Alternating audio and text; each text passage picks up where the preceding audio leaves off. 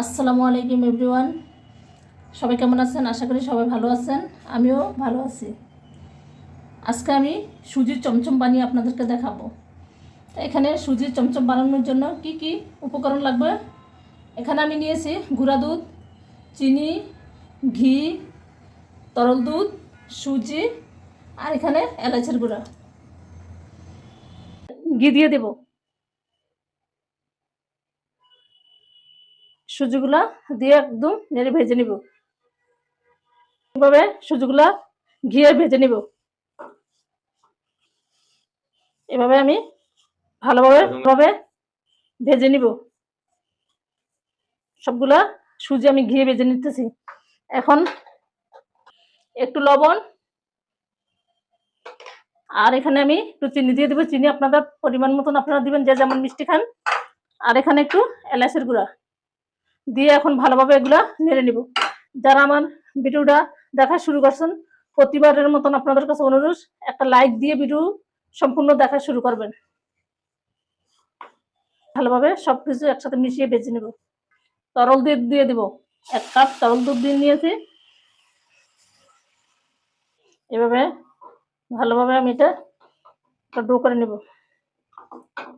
এখন একটা প্লেটে তুলে নিব। আমি গুঁড়া দুধ দিয়ে এভাবে ভালোভাবে এটা মেখে নিব।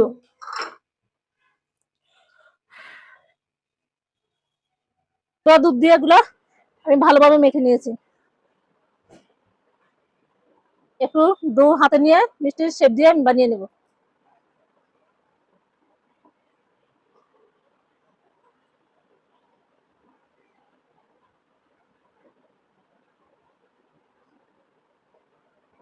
এভাবে আমি সবগুলা বানিয়ে নিব। এভাবে আমি সবগুলা চমচম বানিয়ে নিয়েছি, স্ট্যান্ড পাশে নিয়েছি। এখন এগুলো এক এক করে আমি সবগুলো দিয়ে দিব। না বানাইলে আমি বুঝতে পারতাম না এটা যে এত মজার হয়।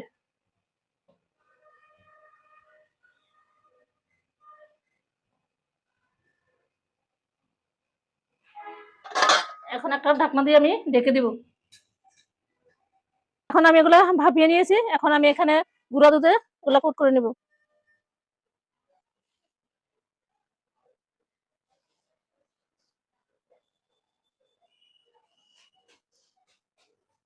এভাবে আপনারা আমার মতন বানিয়ে নেবেন, একদম হাতের কাছে উপকরণ দিয়ে।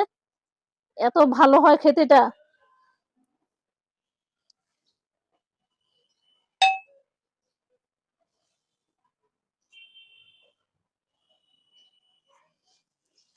যারা নতুন বন্ধু আমাকে সাবস্ক্রাইব করে নাই, তারা প্লিজ সাবস্ক্রাইব করে আমার সাথে থাকবেন।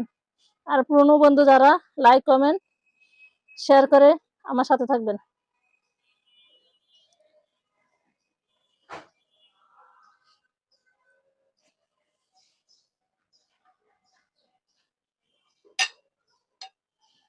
আমার চমচম বানানো হয়ে গেছে।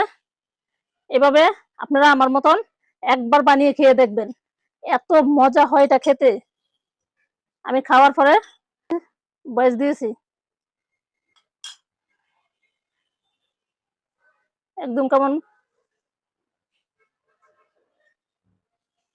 এভাবে আপনারা আমার মতন একবার বানিয়ে খাবেন, আপনাদেরও ভীষণ ভালো লাগবে খেতে।